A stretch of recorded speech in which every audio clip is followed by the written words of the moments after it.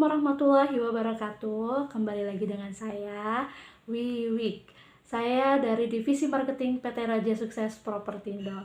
Selamat pagi, siang, sore, dan malam rekan-rekan pejuang RSP dimanapun rekan-rekan berada. Oke, pada kesempatan kali ini saya akan sedikit memberikan sharing ya, sesuai dengan nada yang di thumbnail dan judul video saya pada kali ini gitu, yaitu tentang jadi marketing, kenapa tidak?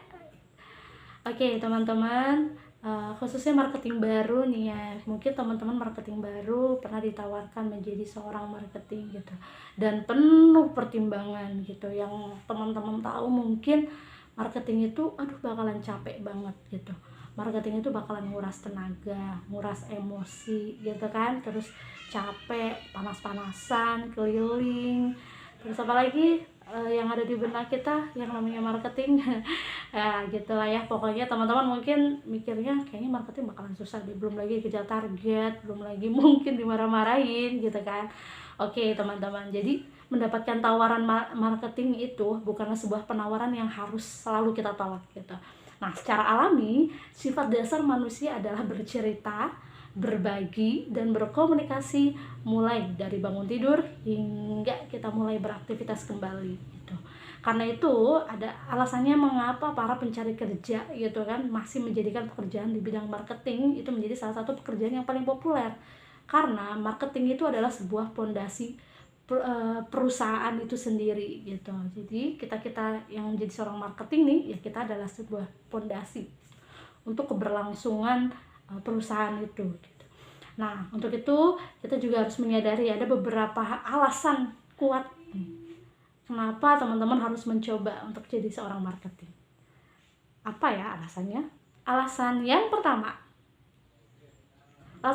adalah kita akan memiliki jaringan yang luas atau link, kita akan menambah teman gitu kan. Sebagai marketing tentunya kita akan bertemu dengan orang baru setiap harinya, dan kita bisa menjadikan kenalan kita itu menjadi customer untuk penjualan kita gitu. Caranya adalah ya kita harus pandai berkomunikasi dan merawat hubungan dengan kenalan kita, dan kita tidak perlu takut gitu untuk berbicara dan mengenal lebih dalam dengan customer kita gitu. Dan jika kita berhasil membantu customer kita, tentu saja customer kita akan senang dan akan berdampak baik pada jenjang karir kita selanjutnya gitu.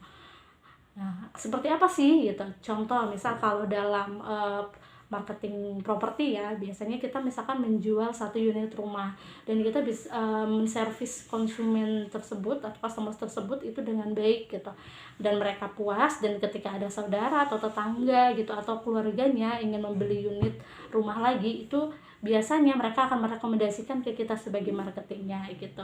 Nah, mungkin teman-teman marketing yang lama sudah pernah merasakan gitu ya, dari ambasador atau dari orang-orang yang sudah pernah beli unitnya di kita dan mereka merekomendasikan kembali gitu. Tentunya ini menjadi ladang cuan juga bagi kita gitu. Alasan selanjutnya adalah tidak takut ditolak. Nah, tidak takut ditolak ini menjadi seorang marketing itu akan membuat jiwa kita itu menjadi kokoh gitu. Kita akan lebih kebal terhadap penolakan, dan kita tidak akan merasakan malu, frustasi, dan ragu gitu ketika kita mengalami penolakan-penolakan dalam persaingan kerja seperti itu. Nah, justru kita akan tertantang untuk terus berinovasi dan menjadi jiwa yang kuat dalam menyelesaikan pekerjaan.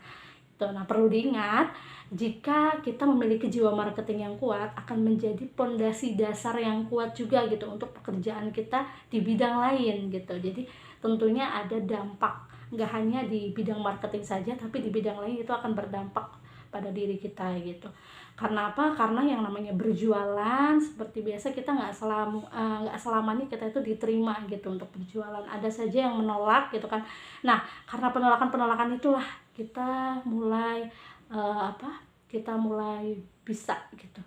Kita mulai kebal terhadap penolakan-penolakan, dan akhirnya ketika kita ditolak, oh ya udah, ini udah biasa aja gitu. Oke, alasan selanjutnya adalah karir cepat. Nah, ketika kita menekuni bidang marketing yang akan banyak mendapatkan manfaatnya, kita juga akan mendapatkan posisi dan gaji yang sepadan sesuai dengan pencapaian kita gitu.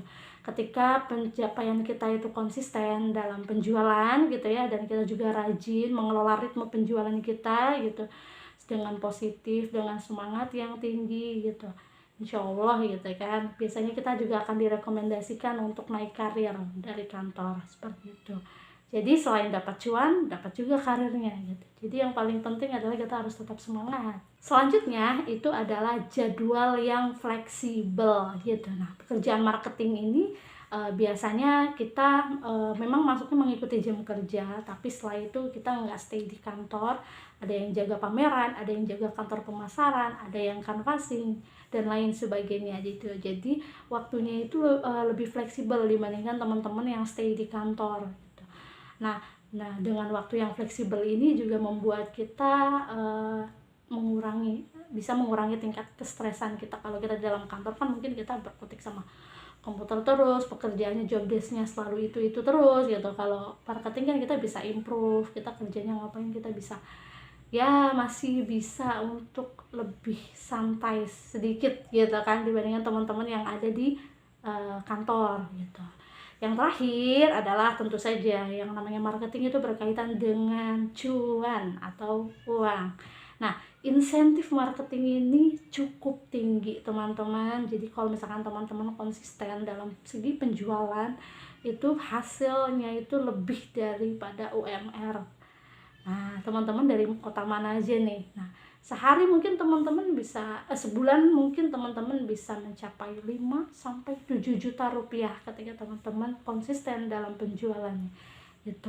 Nah, kalau pengen cuan besar, jadi marketing. Oke, itu saja dari saya. Semoga bisa jadi bahan pertimbangan nih buat teman-teman marketing baru gitu. Tidak melulu soal tentang ini bakalan panas-panasan, ini bakalan capek kena target gitu, tapi ada banyak manfaat lainnya ketika kita jadi seorang marketing. Coba dilihat dari sisi lain ya, selain sisi panas-panasan dan target tadi. Oke, sekian itu saja dari saya. Mohon maaf bila ada salah-salah kata. Assalamualaikum warahmatullahi wabarakatuh.